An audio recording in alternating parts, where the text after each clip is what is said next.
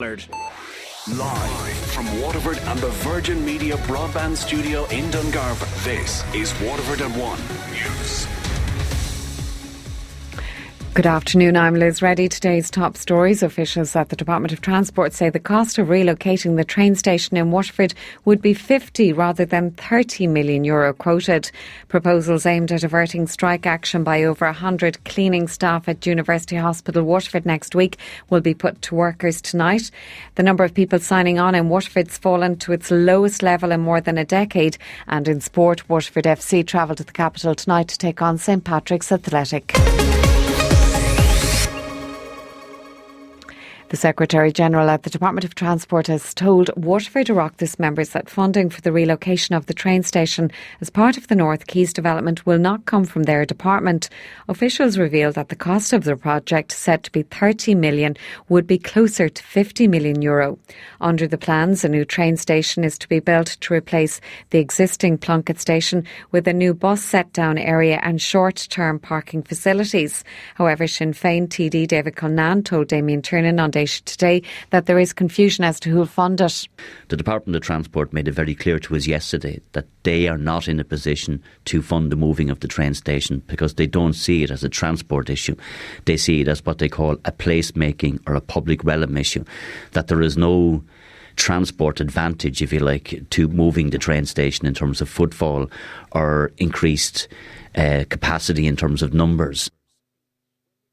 He says the government departments need to sit down together to discuss this project. What they said is that the estimated cost of 30 million, which is what we were told to moving it, they estimated to be 50 million. And that was a bit of a concern. What is now with the Department of Local Government and Housing, which is the overall ask of the state's contribution, which is the access roads and the pedestrian bridge. So what we were exploring was, is there the potential for the Department of Transport, for example, to fund the pedestrian bridge and to fund elements of the access roads, which we argued would fall under transport. And the Secretary-General said, yes, that is something that they are prepared to look at. Fianna Fáil says there's not as much money to spend in the budget as they thought. The party said they've been told there will be announcements worth around 700 million on Tuesday, but warned the headroom isn't as large as that. It's the last budget of the confidence and supply agreement between Fianna Fáil and Fine Gael. Deputy Michael McGrath says they aren't expecting any rabbits to be pulled out of the hat. The amount of money actually needed to stand still before you make any new policy decisions is far greater than the €2.1 billion. And that is certainly an issue, and it makes it challenging for us to ensure that we can get the best possible outcome for the country and for the people that we represent. Proposals aimed at averting strike action by over 100 cleaning staff at University Hospital Waterford next week will be put to workers tonight. Conciliation talks between Momentum Cleaning Services and Unite, the union representing the staff involved, were held yesterday at the Workplace Relations Commission. Momentum took over the cleaning services contract at the hospital from ISS facilities in early September. A ballot on proposals on a number of issues regarding changes to payment systems will be put to the Unite members at a meeting in the Kaiser Street office tonight. A full withdrawal of Labour was due to begin on Monday morning next. The numbers of people signing on in Waterford has fallen to its lowest level in more than a decade. At the end of August, there were 6,601 people on the live register across the city and county. That's 8% lower than July, when 7,179 people were signing on, and 11% lower than August of last year. The Dungarvan figures also dropped below 1,000 for the first time since 2007. 3 teenage boys and a vulnerable young man arrested yesterday as part of a sexual assault investigation in Wexford have been released without charge. 3 girls aged between 15 and 17 reported that they were sexually assaulted, and one of them claims she was also raped near Cortan Harbour on July 28th. The suspects were arrested yesterday. 2 juveniles were being held at Waterford Garda Station, and a juvenile and adult were held in Kilkenny. Files will be prepared for the Director of Public Prosecutions. The redevelopment of Grange Cohen housing estate in Waterford City is being officially launched today. The Focus Ireland estate, which includes 68 units, has undergone a complete energy efficiency retrofit.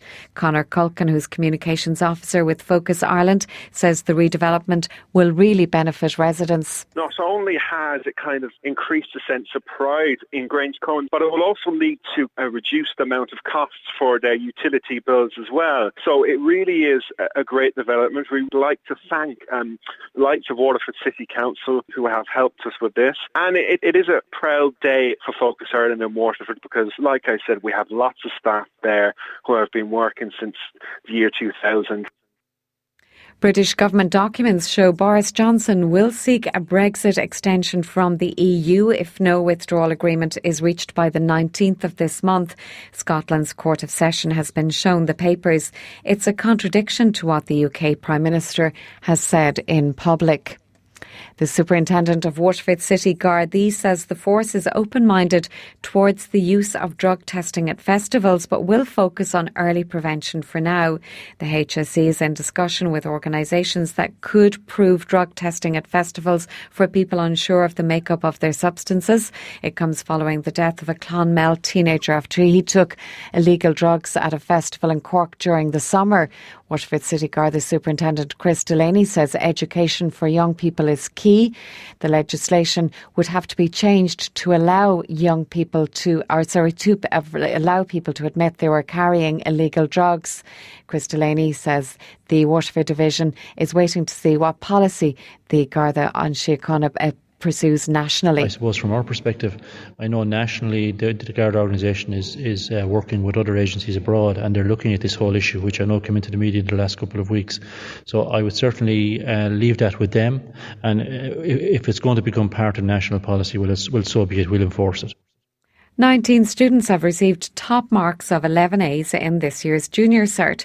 They're among the 65,000 pupils getting their marks today. Stephen Murphy has more. It's been a longer wait than usual for this year's Junior Cert students to get their results. The delay of almost a month is because of the effort to speed up the marking process for the Leaving Cert. Today's results are broadly in line with previous years, but 4,000 students failed higher level history. That's around 1 in 10. There were also high failure rates in ordinary level Spanish, French and German. Kieran Roach is a history teacher at the Institute of Education in Dublin and fears it could put pupils off studying it for Leaving Cert. The whole point of it probably is that it helps them to make decisions. So if you're going to go into any area of management or business or law or marketing, the ability to make a decision based on evidence is paramount.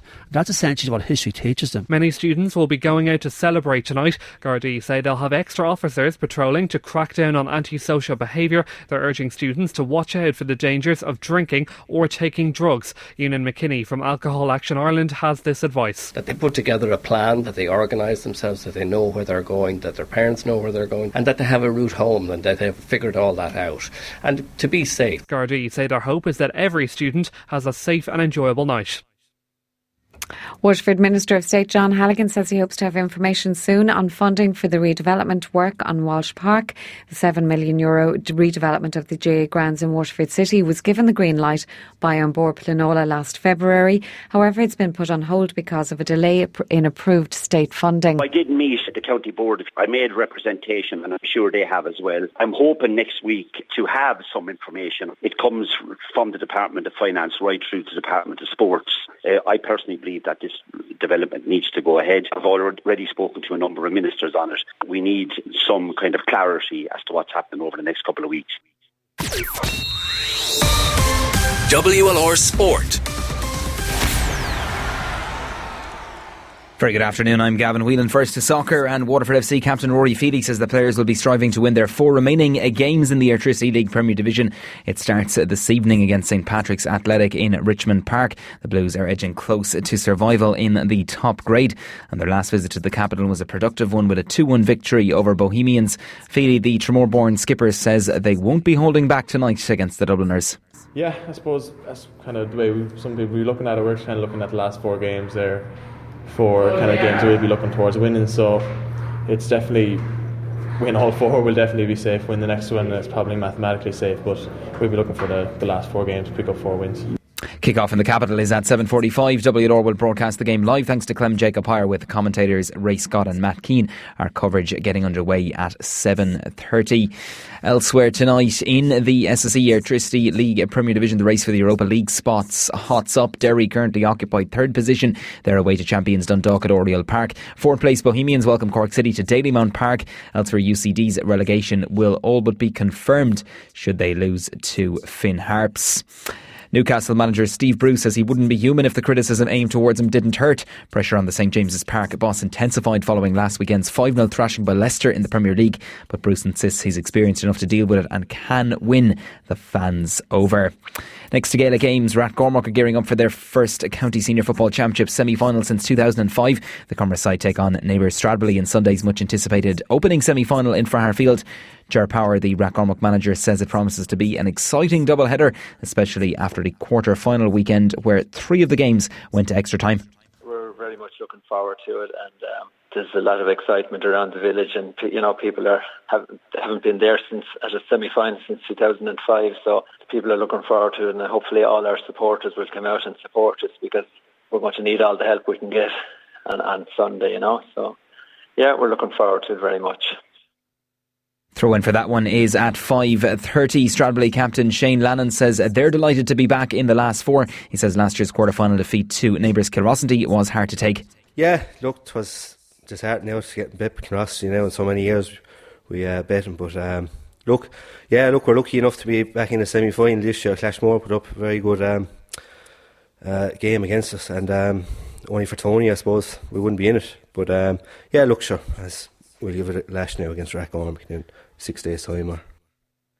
That'll be followed by the clash between defending champions the Nair, who take on Balnacourty in a repeat of last year's semi-throw-in. There is at 7. Tomas McCarthy will have updates on both games across the evening here on WLR. Meanwhile, former All-Ireland winning minor and under-21 manager Sean Power will be on the sideline with Dunhill for Sunday's Eastern Intermediate hurling final when they take on Ballygunner. They had a thrilling win over Ballyduflower in last weekend's rip-roaring semi-final. Yeah, there was some high scoring there, great excitement, and end-to-end stuff. We got a good start in Ballyduflower, and they came back very strong at us midway through the first half, as we suspected they would, and it was a ding-dong all the way to the end, and we were a couple of points down in the last few minutes and dug it out. But for a neutral, I understand people were saying to me after the game that it was one of the best games they saw in West Park in years. There was, some great free-flowing hurling, good scores. So, it's nice and exciting, nice to be at the right side of it. More from Sean Power on this evening's Lorna Porca with Tomos here on WLR. You can also catch an interview with the new Waterford hurling boss Liam Cahill on this evening's programme from 6:10. To news, staying with Gaelic Games and the one fixture for this evening, the Division 3 County Minor Hurling Championship Final takes centre stage in Fairfield. It's an all-Western affair between Bricky Rangers and Ballyduff Upper. They get underway at 7:30. South Africa have moved top of Pool B at the Rugby World Cup. Kolbe scoring 2 of the Springboks' 7 tries as they ease to a 49 points to 3 win over Italy. Conor O'Shea's Azzurri then dropped down to second place in the pool. To basketball, following their excellent victory away to Limerick UL last week, the WIT Waterford Vikings play their first home game of the season when they host Portlaoise at the WIT Hall on the Cork Road this evening. Tip-off there is at 8:15. Michael Evans, the Vikings coach, believes his team will have to be at their best to get a positive outcome this evening. For us, it's a home game. If we can keep up our pace and our intensity, we'll be in the game. If we don't, we'll suffer. For us, it's about pace and intensity all of the time, defensively and offensively, winning the ball and running, and that's what we'll be trying to do. We're hoping for a good crowd to come along to support us. We're in the Cork Road Hall at 8:15 tip-off. Hopefully, from the win last week, we'll get a bit of momentum going. Best of luck to them in that one. And in golf, Robin Dawson back out on the course shortly at the European Challenge Tour this afternoon. The Tremor man is playing in Morocco. He had a brilliant opening round yesterday, carding an 8-under par round of 64. He's due out on course at 2 o'clock. That's the latest on WLR. More at 2. Since